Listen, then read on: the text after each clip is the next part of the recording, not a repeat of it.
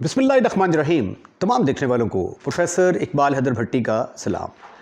My dear students, हम 11th class का mathematics पढ़ रहे हैं और जो नया एडिशन आया है, जो इस साल स्टूडेंट्स को नई बुक पढ़ाई जाएगी, उस बुक का चैप्टर नंबर 9 या आप उसको कह सकते हैं यूनिट नंबर 9 डिस्कस कर रहे हैं और जिसका नाम है डिवीजन ऑफ पॉलिनोमियल्स।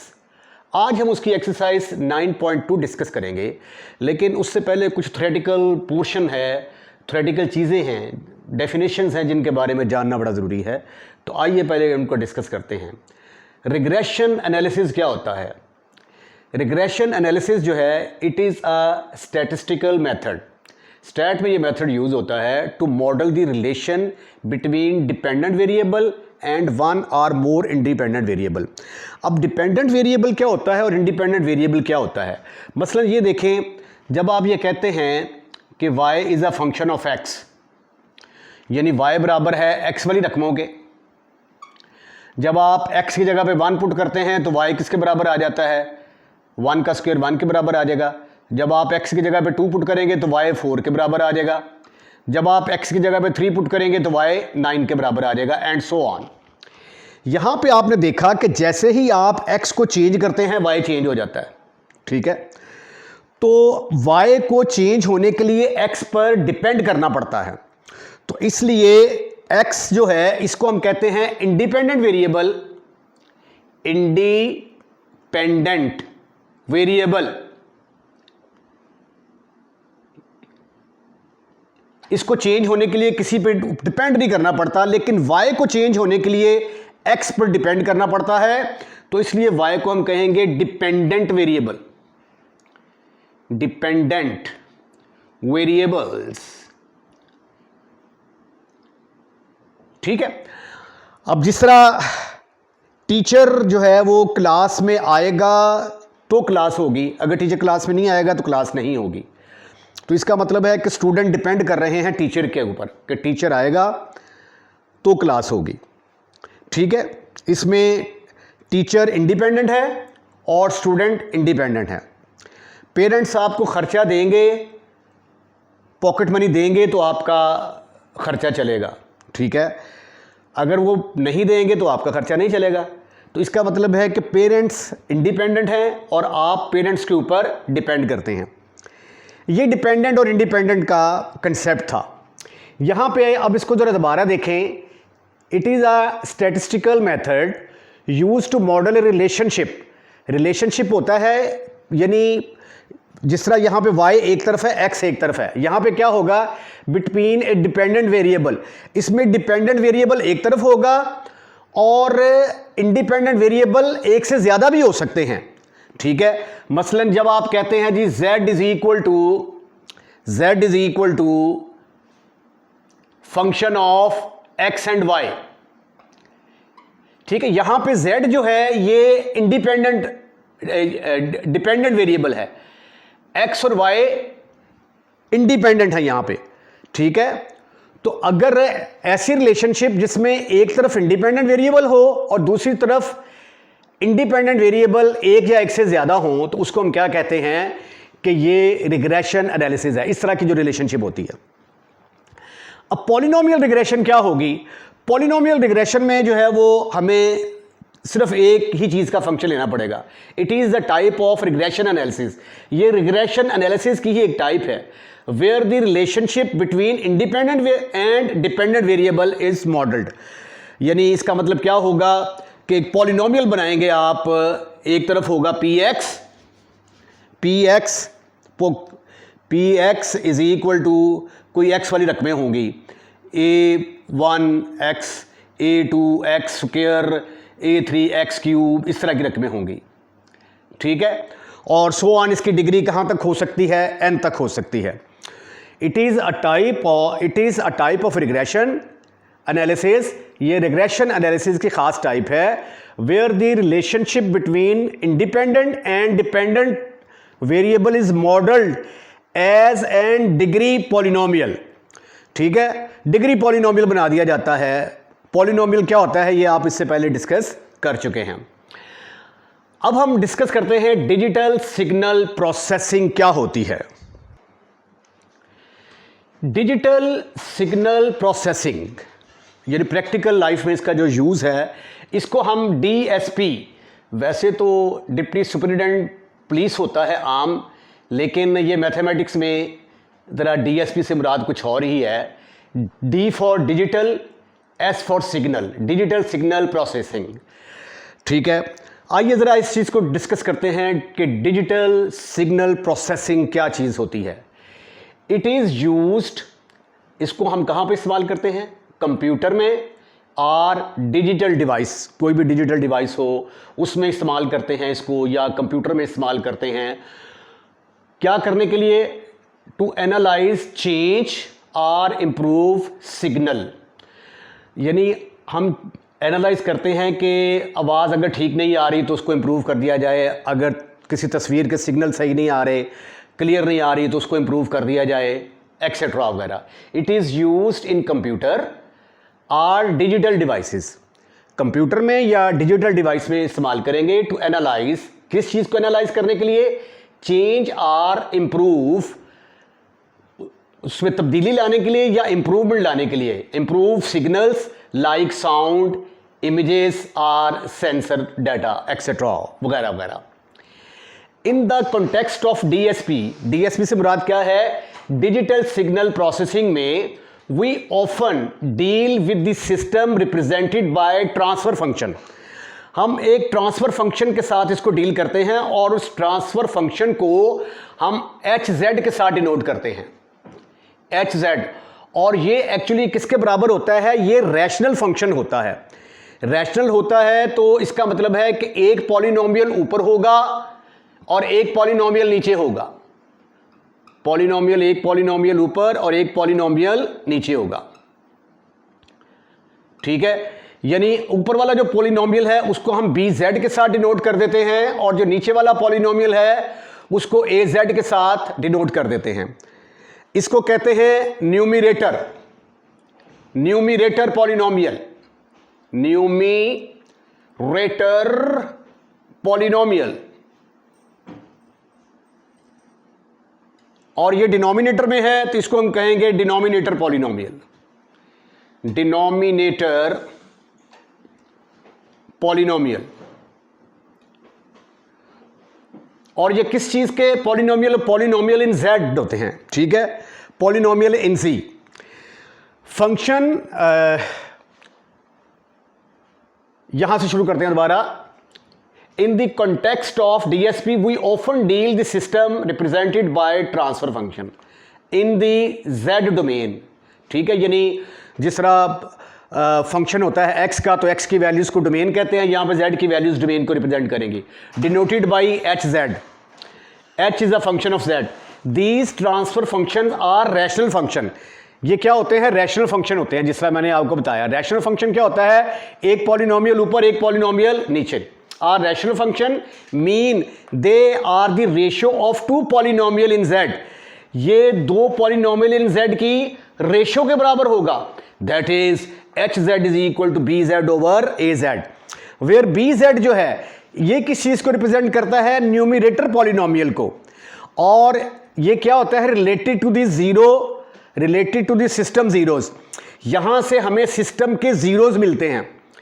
जीरोज क्या होते हैं? ऐसी वैल्यूज, Z की ऐसी वैल्यूज मिलेंगी जो इसको सेटिस्फाइड करेंगी। And AZ represent the denominator polynomial. AZ जो है डिनोमिनेटर पॉलिनोमियल कहलाएगा, denominator polynomial related to the system of pole. यहां से जब हम इसको जीरो के बराबर पुट करेंगे तो हमारे पास Z की जो वैल्यूज आएंगी वो पोल्स कहलाएंगी। In signal processing find the root of BZ provides the zero of the system। Signal processing में क्या होता है? इन यहां से मेरा ख्याल, लेट मी चेक कोई लफ्ज़ यहां पे कोई मिस ना हो गया हो। यहां पे लफ्ज़ आएगा finding.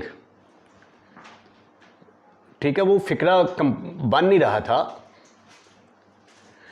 In signal processing finding the roots of BZ के जो रूट्स निकालते हैं वो क्या करते हैं? प्रोवाइड द जीरोस, हमें जीरोस मुहैया करते हैं ऑफ द सिस्टम।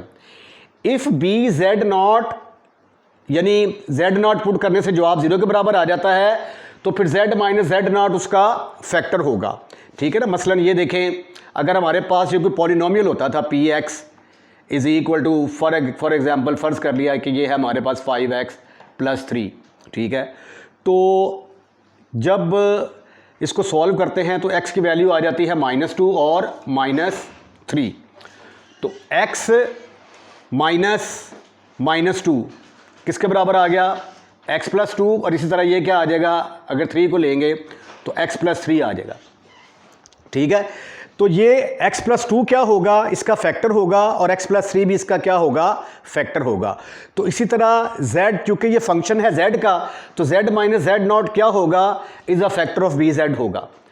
अगर तो z mod is equal to 1 आ जाता है, this corresponding to a frequency that system block. अगर z नॉट का मॉड 1 के बराबर आता है तो सिस्टम की फ्रीक्वेंसी ब्लॉक हो जाएगी। Similarly finding the root, finding का लफ्ज़ आना चाहिए, finding the root of A Z provides the pole of the system if A P naught is equal to 0। फर्ज किया कि z की जगह पे पी नॉट पुट करते हैं, जवाब 0 के बराबर आ जाता है। ठीक है, तो ये हमें क्या प्रोवाइड करेगा, पोल्स की वैल्यूज जो है ना वो प्रोवाइड करेंगे। P for pole, P for pole, तो इसलिए पी नॉट लिया है हमने। इस सूरत में z माइनस पी नॉट क्या हो जाएगा, वो ए जेड का फैक्टर हो जाएगा, is a factor of A Z. System जो है वो स्टेबल होगा अगर पोल जो है must lies bit less than 1। अगर यूनिट सर्कल के अंदर अंदर हमारी पोल्स की वैल्यूज लाई करती हैं, हमारा आंसर लेस देन 1 होगा तो सिस्टम हमारा स्टेबल रहेगा। अगर 1 से बड़ा आ जाएगा तो ये आउट ऑफ कंट्रोल हो जाएगा, ब्लॉक हो जाएगा या रुक जाएगा, कोई ना कोई गड़बड़ आ जाएगी। क्वेश्चन नंबर 1 है, स्टेटमेंट देखें पहले, इसको स्टेटमेंट को गौर से समझे फिर क्वेश्चन करते हैं। Consider a data set at monthly sales figures. कोई चीज़ जो है ना वो आप सेल कर रहे हैं, ठीक है, उसका जो डाटा का जो मॉडल बनाया गया है पॉलिनोमियल रेग्रेशन की फॉर्म में, वो इसके बराबर है P X is equal to x³ + 2x² + x - 3। x क्या है, x जो है वो मंथ को रिप्रेजेंट करता है, x मंथ को। ठीक है जी, x is represent for month, is fitted to this data. ठीक है, if the observe sale in the 5th month are 240। Observe sale जो है ना, अंदाज़ा लगाया गया कि जो सेल होगी 5वें महीने में वो 240 यूनिट होगी। ठीक है, फाइंड द परसेंटेज एरर। आपने, ये तो अंदाज़ा है ना, अंदाज़ा गलत भी हो सकता है। ठीक है, जो आप इससे ज़्यादा यूनिट भी आ सकते हैं, इससे कम यूनिट भी आ सकते हैं। ठीक है, तो वो जो एरर है वो एरर आपने निकालना है। एरर का फार्मूला क्या होता है, error is equal to observed value minus predicted value. ठीक है, तो एरर हमने निकालना है, error is to be find out, error हमने फाइंड आउट करना है। ठीक है, इसको हम कह देते हैं ये नंबर 1 है। एरर बराबर होता है, error is equal to observed sale data, observed sale data minus predicted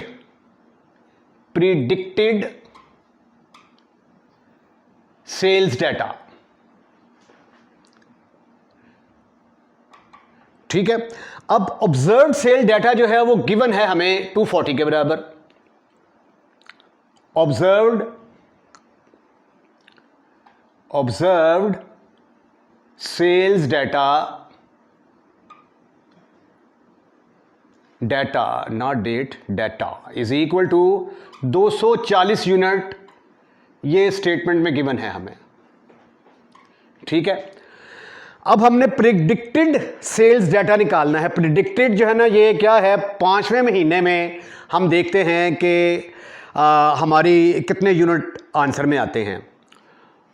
put x is equal to 5, fifth month की बात हो रही है ना, 5 in 1 इस फार्मूले का नाम नंबर 2 ना रखते हैं। x is equal to 5 put करेंगे 1 में, तो p5 किसके बराबर आ गया, 5 की ताकत 3 प्लस 2 इंटू 5 की ताकत 2 plus 5 minus 3 is equal to किसके बराबर आ गया ये, P5 इज इक्वल टू 125, 5 का स्क्वायर 25, 25 को 2 से मल्टीप्लाई किया 50 आ गया,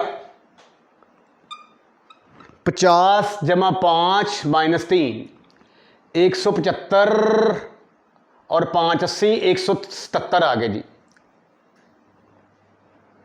is predicted data, predicted data आपके पास आ गया, ठीक है। अब एरर का फॉर्मूला क्या है, error is equal to observed minus predicted. Observed आपका है 240, प्रिडिक्टेड आपका निकला 177, तो फर्क कितने का आया, 240 में से 177 निकाले तो बाकी कितने रह गए, यहां पे आ गया 10, 10 में 7 गए, बाकी रह गए 3, इधर आ गया 3, तो 13, 13 में से 7 गए, 7 6 13, 63 जो है वो एरर आया। अब इसके हमने परसेंटेज एरर निकालनी है, ठीक है। परसेंटेज एरर का फार्मूला क्या है, percentage error is equal to error over observed sale data का मॉड इंटू 100। एरर है हमारा 63, ऑब्जर्व्ड है हमारा 240 इंटू 100। ये मॉड इसलिए लगाया है कि बाज़ का ये नेगेटिव भी आ जाता है, अगर नेगेटिव भी आ जाए तो मॉड लेके उसको आपने पॉजिटिव कर देना है। अब आप इसको सिंप्लीफाई करेंगे तो वो आपकी परसेंटेज एरर आ जाएगा। ये देखिए 0 0 से कट गया तो 63 ज़रब 10 बटा 24 आ गया, तो 3 मिल गया 8 3 24 तो 21 3 63, 10 5 दूनी 10, 2 चौके 8, 5 एकम 5, 105 बटा 4, 105 बटा 4 को 105 को 4 के साथ डिवाइड किया, 4 दूनी 8 तो 2 10, 4 छिका 24 तो 1 पंजी इशारिया लगा 0 0, 4 दूनी 8 तो 2 10, 0 0, 4 5 20। तो ये आ गया जी हमारे पास 26.5% जो है वो एरर होगा, ठीक है। अब ये जो है ना एरर, ये हम इकाई के यूनिट मेथड से भी निकाल सकते हैं। वो कैसे, मसलन ये देखें 240 गिव्स एरर, 240 ने कितना एरर दिया 63, अगर 1 होगा तो कितना एरर होगा 63 बटा 240, और अगर 100 होगा तो यह आ जाएगा 63 बटा 240 ज़रब 100, ठीक है। चाहे यूनिट मेथड से इसको कर लें, चाहे ये वाला फार्मूला आप याद कर लें। क्वेश्चन नंबर 2, स्टेटमेंट काफ़ी लंबी है लेकिन क्वेश्चन का तरीकाकार बिल्कुल मिलता जुलता है क्वेश्चन नंबर 1 के साथ। A retailer company developed a polynomial regression, ठीक है। एक रिटेलर कंपनी है, उसने पॉलिनोमियल रिग्रेशन जो है उसको मॉडल किया to predict weekly production demand, कि हफ्ते भर में कितनी डिमांड होगी। उसके लिए उन्होंने ये एक पॉलिनोमियल बनाया, WQ - 2W square plus 5W - 4, where DW किस चीज़ को रिप्रेजेंट करता है, प्रिडिक्टेड डिमांड्स इन यूनिट्स को, और W से मुराद वीकली डिमांड के बारे में उन्होंने ये एक मॉडल बनाया। Use the remainder theorem, remainder theorem को यूज़ करते हुए remainder to product remainder theorem to product demand for third week. Remainder theorem को इस्तेमाल करते हुए आपने तीसरे हफ्ते की प्रिडिक्टेड डिमांड निकालनी है। ठीक है, तीसरे हफ्ते की प्रिडिक्टेड डिमांड से मुराद क्या है कि हमें D3 कैलकुलेट करना है एक तो। ठीक है, D3 कैलकुलेट करना है। If the observe demand is 20, अगर ऑब्जर्व डिमांड 20 है तो 20 यूनिट है, तो कैलकुलेट द प्रिडिक्शन एरर, फिर प्रिडिक्शन एरर भी निकालेंगे। तो प्रिडिक्शन एरर किसके बराबर होता है? प्रिडिक्शन एरर बराबर होता है जी हमारा, error is equal to original, ये जो ऑब्जर्व वैल्यू होती है, observe value minus predicted value. ठीक है, तो आइए क्वेश्चन का आगाज़ करते हैं। सबसे पहले हम इसको कह देते हैं कि ये नंबर 1 है। ठीक है, तो निकालते हैं जी हम demand by remainder theorem, product remainder theorem to product demand for third week, product demand for product demand for third week, put W is equal to, put W is equal to 3 in 1, तो ये आ जाएगा D3 is equal to 3 की power 3 minus 2 into 3 की power 2 plus 5 into 3 minus 4। इसको simplify करें, 3 की power 3 तो 27 के बराबर आ जाएगा। 9, 3 का स्क्वायर 9, 9 दूनी 18 जमा 15 मनफी 4, टोटल आ गया 27, 10, 37, 5, 42, 42 माइनस 22। तो D3 किसके बराबर निकल आया? D3 जो है, D3 इज इक्वल टू 20, और यही आपने कैलकुलेट करना था। ठीक है, predicted demand and W is the number, use the remainder theorem to predict demand for third week। तो थर्ड वीक के ऊपर जो है ना डिमांड कितनी हो गई? 20 यूनिट्स हो गई। ठीक है, अब जो है एरर हमारा किसके बराबर आएगा? Error is equal to observed value क्या है हमारी? Observed minus predicted. Observed value है हमारी 20, नहीं 22 है। प्रिडिक्टेड वैल्यू क्या है? प्रिडिक्टेड वैल्यू निकली 20 यूनिट्स। ठीक है, ये ऑब्जर्व्ड वैल्यू को जिक्र करना दें पहले यहाँ पे। Observed value, observed demand is equal to 22 units. तो एरर किसके बराबर आ गया फिर? Error is equal to, observed है आपकी 22 और प्रिडिक्टेड है आपकी 20, तो आ गया जी आपके पास 2 यूनिट्स। ये है जी आपका आंसर। अच्छा, इसको ना अगर आप कह लें ऑब्जर्व डिमांड, तो फिर मेरा ज़रा कन्फ्यूजन थोड़ी सी कम हो जाएगी। Observe demand minus predicted demand is equal to predicted error, predicted error. ठीक है, तो ऑब्जर्व डिमांड आ गई हमारी 22 के बराबर और प्रिडिक्टेड डिमांड 20। तो ये जो है ना वो, वरना वो एरर की वजह से आपने परेशान हो जाना था कि इधर भी जो है ना ये प्रिडिक्टेड एरर, क्योंकि पिछले क्वेश्चन में एरर की बात थी तो प्रिडिक्ट एरर का लफ्ज़ यूज़ किया था। यहाँ पर डिमांड की बात हो रही है तो यहाँ पे लफ्ज़ डिमांड लिखना ज़रूरी है।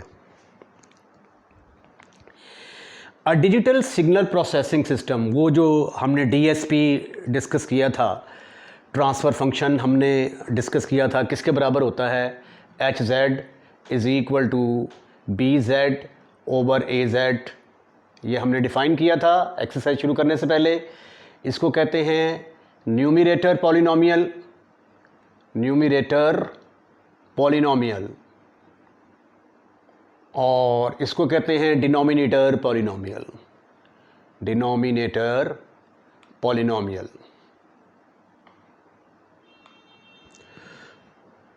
तो बहरहाल a digital signal processing system has transfer function, जो ट्रांसफ़र फंक्शन है उसका न्यूमिनेटर हमें दिया गया है, यानी BZ की वैल्यू दी गई है, ठीक है। तो न्यूमरेटर ये लिख लेते हैं जितनी चीज़ का पता है हमें, numerator of transfer function is, transfer function is given, और वो किसके बराबर है, BZ is equal to Z square minus Z minus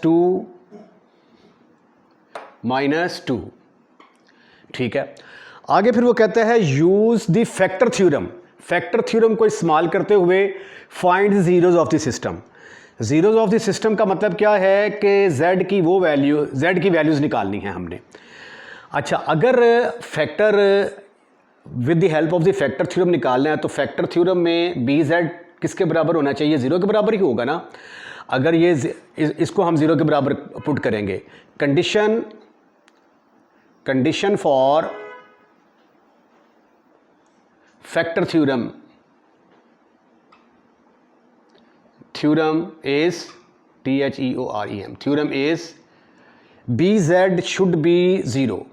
अगर ये 0 के बराबर होगा तो इसका मतलब है कि फैक्टर थ्योरम सेटिस्फाइड होगा। तो BZ 0 होने का मतलब क्या है कि Z square minus Z minus 2 is equal to 0। अब आप इसकी फैक्टराइजेशन कर लें, Z square minus 2Z plus Z minus 2 is equal to 0। यहाँ से Z कॉमन आया, ब्रैकेट के अंदर आ गया Z माइनस 2, प्लस यहाँ से 1 कॉमन नज़र आया, ब्रैकेट में आ गया Z minus 2 is equal to 0। अब आगे दो केसेस यहाँ से जन्म लेंगे, एक नहीं, पहले तो Z माइनस 2 कॉमन निकालें, Z माइनस 2 कॉमन निकाला, ब्रैकेट में आ गया Z plus 1, Z plus 1 is equal to 0। उसके बाद अब दो केसेस जन्म में लेंगे, Z minus 2 is equal to 0 और Z plus 1 is equal to 0। Z यहाँ से किसके बराबर आ गया, 2 के बराबर, और यहाँ से Z किसके बराबर आ गया, माइनस 1 के बराबर आ गया। ठीक हो गया जी। तो ये आ गए जी, Z is equal to 2 and Z is equal to minus 1 are the zeros of BZ। आइए अगले क्वेश्चन की तरफ चलते हैं। क्वेश्चन नंबर 4 है, a signal processing system has a transfer function हमें दिया गया है जी, HZ is equal to this much, और ये पता है किसके बराबर होता है, is equal to BZ over AZ transfer function. इसको कहते हैं न्यूमरेटर पॉलिनोमियल, इसको कहते हैं denominator polynomial. Find zeros of the transfer function, transfer function के जीरोज मालूम करने हैं। तो ट्रांसफ़र फंक्शन के जीरोज के लिए BZ को क्या होना चाहिए, 0 के बराबर होना चाहिए। तो हेयर यहाँ पे BZ किसके बराबर है, BZ is equal to Z square plus 3Z plus 2 for zeros के लिए क्या होना चाहिए, BZ should be equal to 0, और यही कंडीशन है उसकी फैक्टर थ्योरम की। तो this implies that Z square plus 3Z plus 2 will be equal to 0। जब आप इसकी फैक्टराइजेशन करेंगे तो ये आ जाएगा Z square plus Z plus 2Z plus 2 is equal to 0। यहाँ से आपको Z कॉमन नज़र आएगा, ब्रैकेट के अंदर आ गया Z प्लस 1, यहाँ से 2 कॉमन नज़र आएगा, ब्रैकेट के अंदर आ गया Z plus 1 is equal to 0। फिर फर्दर Z प्लस 1 कॉमन नज़र आएगा, Z प्लस 1 को कॉमन निकाला तो ब्रैकेट के अंदर आ गया Z plus 2 is equal to 0। तो दो केसेस पैदा होंगे यहाँ से, Z plus 1 is equal to 0 या Z plus 2 is equal to 0। Z किसके बराबर आ गया, माइनस 1 के बराबर आ गया, और इधर Z किसके बराबर आ गया, माइनस 2 के बराबर आ गया। तो therefore zeros of H Z are किसके बराबर आ गए, z is equal to -1 comma -2। This is your answer. Question number 5 और क्वेश्चन नंबर 4 की स्टेटमेंट मिलती जुलती है। A signal processing system has transfer function, अब की बार इसके बराबर है z square -0.5 z -0.5 over z Q plus 1। Find the zeros of the transfer function. Zeros of the transfer function निकालने हैं बाय फैक्टर थ्योरम। तो फैक्टर थ्योरम की condition क्या है, जीरोस के लिए इसका जो न्यूमरेटर फैक्टर है दैट शुड बी किसके बराबर होना चाहिए, 0 के बराबर होना चाहिए। तो आइए इसको 0 के बराबर पुट करके तो वैल्यूज़ निकालने की कोशिश करते हैं, जीरोस निकालने की कोशिश करते हैं। एच जेड है आपके पास z square -0.5 z -0.5 over z cube plus 1। H Z किसके बराबर होता है, B Z over A Z. Here B Z किसके बराबर है, z स्क्र -0.5 z -0.5। अब फॉर फैक्टर थ्योरम के लिए कंडीशन क्या है, B Z is equal to 0 के बराबर। ठीक है, ये जो हमारा बी जेड होता है इसको हम कहते हैं न्यूमरेटर पॉलिनोमियल। न्यूमरेटर पॉलिनोमियल, इसको जब हम 0 के बराबर पुट करते हैं तो हमें ज़ीरोस, ट्रांसफ़र फंक्शन के ज़ीरोस मिलते हैं। दो चीज़ें होती हैं, एक ज़ीरोस होते हैं, एक पोल्स होते हैं। ठीक है, 0 के लिए ऊपर वाली रकम को 0 के बराबर पुट करना होता है, पोल के लिए नीचे वाली रकम को 0 के बराबर पुट करना होता है। तो यहाँ पे चूंकि हमने ज़ीरोस निकालने हैं तो इसलिए न्यूमरेटर फंक्शन को 0 के बराबर पुट करेंगे। ये आ जाएगा z square -0.5 z -0.5 is equal to 0। अब इसका जो पॉइंट है ये इस तरह जो है ना, या तो आप ऐसा करें कि क्वाड्रेटिक फार्मूला लगा लें। ठीक है, क्वाड्रेटिक फार्मूला लगा के हल कर सकते हैं। दो तरीके हैं ना इसको हल करने के, z is equal to -b plus -b square -4ac over 2a। ठीक है, ये वाला फार्मूला इस्तेमाल करें। a की कीमत 1, b की -0.5, c की -0.5, ये वाला फार्मूला लगा के तो z की वैल्यूज़ निकाल लें, एक तरीका। दूसरा तरीका ये है कि इसका मैं पॉइंट ना ख़त्म कर दूँ, z स्क्र पॉइंट ख़त्म करूँगा तो ये आ जाएगा -5/10 z -5/10 इज इक्वल टू 0। 10 के साथ मल्टीप्लाई कर दो, मल्टीप्लाई बाई 10। ठीक है, तो 10 के साथ तो ये आ गया 10z square -5z -5 is equal to 0। तो डिवाइड बाई 5, 5 पर तकसीम कर दें तो ये आ जाएगा 5 पर तकसीम किया 2z square -z -1 is equal to 0। Factorization करें इसकी, -2z plus z -1 is equal to 0 आ जाएगा। यहाँ से गुस्से में आके 2z कॉमन निकाल लो, ब्रैकेट में आ जाएगा z -1, यहाँ से 1 कॉमन निकाल लोगे, z -1 इज इक्वल टू 0। तो यहाँ से z -1 कॉमन निकल आया, इधर 2z प्लस 1 आ गया जी। आगे दो केसेस होंगे यहाँ से, एक में z -1 इज इक्वल टू 0 और दूसरे में 2z plus 1 is equal to 0। एक तो आ गया z इज इक्वल टू 1 और दूसरा क्या आएगा, 2z is equal to -1, z is equal to -1/2 और हो सकता है पीछे जवाब -0.5 दिया हो। Therefore zeros of transfer function are z is equal to 1, -0.5. A signal processing system has a transfer function.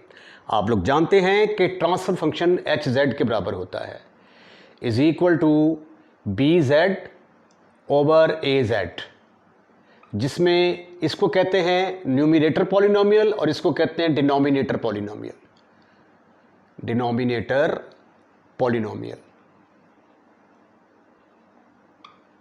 अगर ज़ीरोज़ निकालने हों फंक्शन के तो इसको ज़ीरो के बराबर पुट करते हैं, अगर पोल निकालने हों तो डिनोमिनेटर वाली रकम को ज़ीरो के बराबर पुट करते हैं।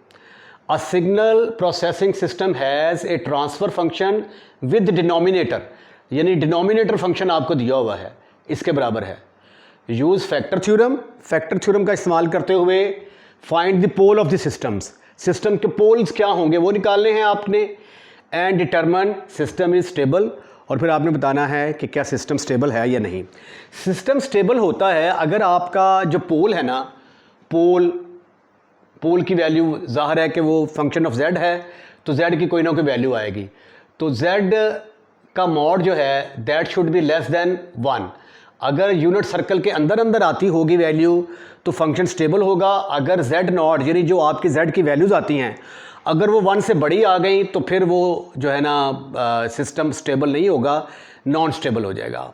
ठीक है, तो गिवन है हमें denominator function is denominator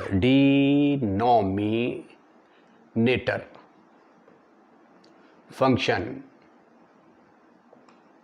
is given, किसके बराबर है जी?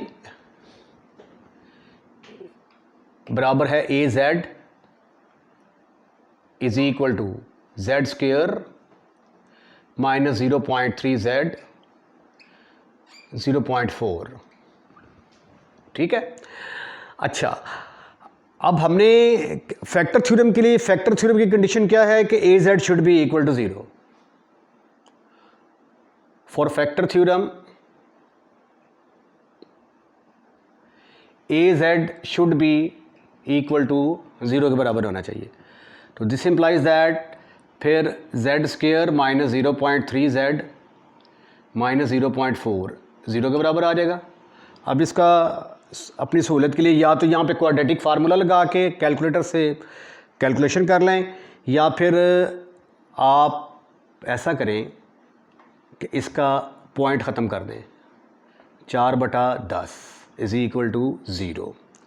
10 के साथ मल्टीप्लाई कर दो, मल्टीप्लाई बाई 10, मल्टीप्लाई बाई 10। अपनी सहूलत के लिए कर रहे हैं सारा कुछ, ठीक है। 10 के साथ मल्टीप्लाई करेंगे तो आपके पास क्या आएगा? You will get 10z square, 10z square minus 3z minus 3z minus 4 is equal to 0। ये बरहाल ज़रा सही करके ना लिखते हैं, अच्छा नहीं लिखा हुआ।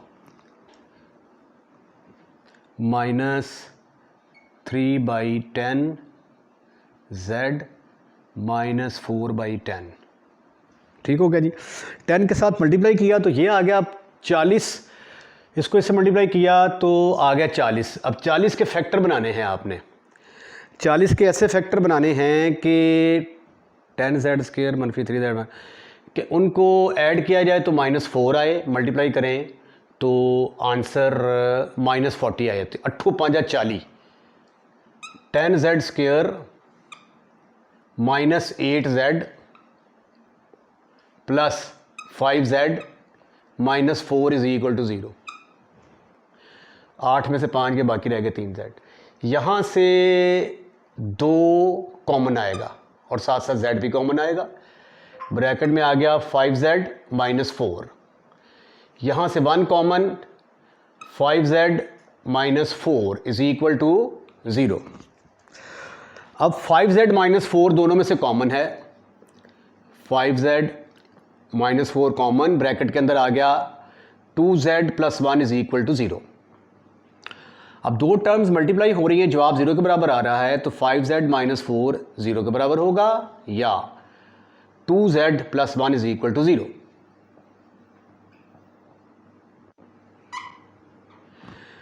यहां से 5z किसके बराबर आ गया? 4 के बराबर। z इज इक्वल टू 4/5, 4 को अंदर रखा, 5 पर तकसीम किया, इशारिया 0, 8 5 40। z इज इक्वल टू 0.8 आ गया, ठीक है। और ये किसके बराबर आ गया, 2z is equal to -1, z is equal to -1/2, जिसको आप -0.5 कह सकते हैं। तो ये जीरोज पोल आ गए। Therefore pole of transfer function are, transfer function are z is equal to 0.8, 0.5। अब हम देखते हैं कि आया सिस्टम हमारा स्टेबल है या नहीं। अब z mod is equal to 0.8 mod, ये क्या है जी, <1। फिर z mod is equal to -0.5, ये भी क्या है, <1 है। तो दोनों <1 है, therefore system is stable, system is stable. आइए अब हम लास्ट क्वेश्चन की तरफ चलते हैं। Question number 7, last question of this exercise. The denominator of a signal processing function, processing system transfer function is equal to this much. Transfer function आपको मालूम है कि xz बराबर होता है bz/az के बराबर होता है। इसमें इसको हम कहते हैं न्यूमरेटर पॉलिनोमियल, इसको कहते हैं डिनोमिनेटर पॉलिनोमियल। अगर आपने सिस्टम के ट्रांसफर फंक्शन के पोल्स निकालने हो तो ये वाला डिनोमिनेटर लेते हैं, ये वाला पॉलिनोमियल लेते हैं। अगर आपने जीरोस निकालने हो तो ये वाला पॉलिनोमियल लेते हैं। अब चूंकि उसने बात की है कि ये एक आपको सिग्नल प्रोसेसिंग सिस्टम का जो ट्रांसफर सिस्टम है उसका डिनोमिनेटर फंक्शन दिया गया है, आपको डिनोमिनेटर पॉलिनोमियल दिया गया है, तो फैक्टर थ्योरम को इस्तेमाल करते हुए आपने डिटरमिन करनी है location of the corresponding poles, यानी पोल्स फाइंड आउट करने हैं और बताना है कि सिस्टम स्टेबल होगा या नहीं। तो अब यहां पे हमें क्या दिया गया है, डिनोमिनेटर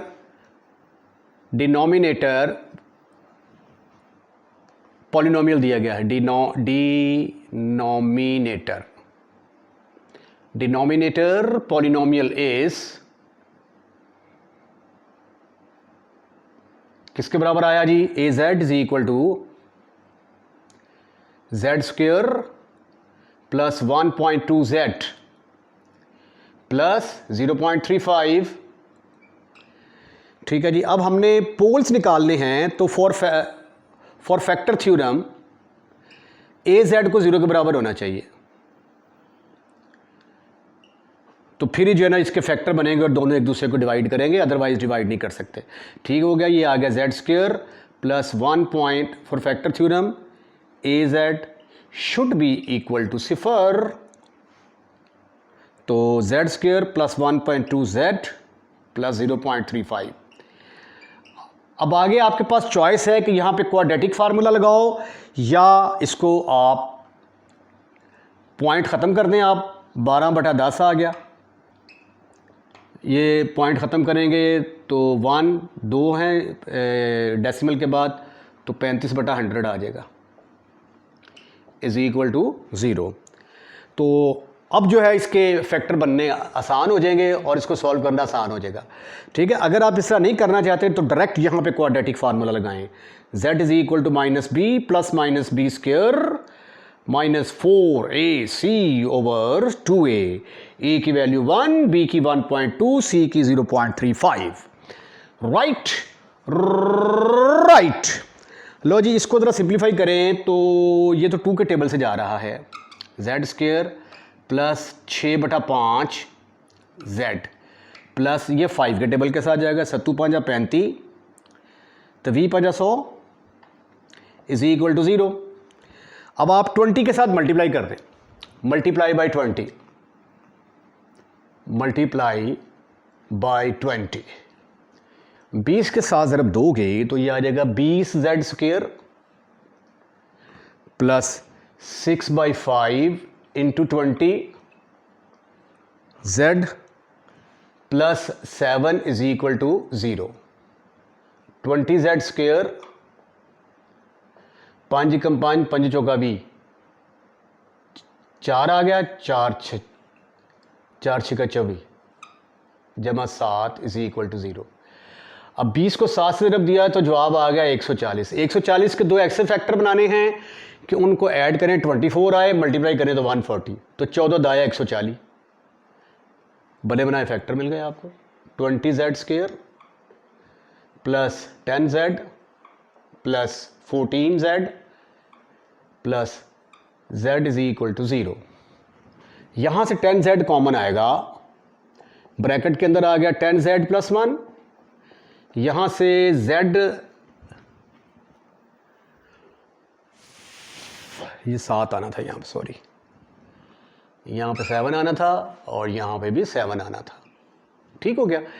और यहाँ पे फिर 14z, तो 7 कॉमन आएगा यहाँ से, ब्रैकेट के अंदर आ गया 2z plus 1 is equal to 0। तो जब 10 निकालेंगे तो यहाँ पे भी 2 आएगा, गलती से मैंने 10z लिख दिया जी। अब दोनों में से आप 2z प्लस 1 आपको कॉमन नज़र आएगा, ये देखें 2z plus 1 is common, 2z plus 1 को कॉमन लिया, ब्रैकेट के अंदर आ गया 10z प्लस 7। अब दो टर्म्स जब आपस में मल्टीप्लाई होती हैं तो आंसर 0 के बराबर आए, तो या ये वाली 0 के बराबर होगी और 10z plus 7 is equal to 0। अगर ये 0 के बराबर है तो 2z is equal to -1, z is equal to -1/2, तो z इज इक्वल टू -0.5। ये आ गया 10z is equal to -7, z is equal to -7/10, तो ये आ गया -0.7। ठीक ठीक ठीक ठीक ठीक ठीक। देयरफॉर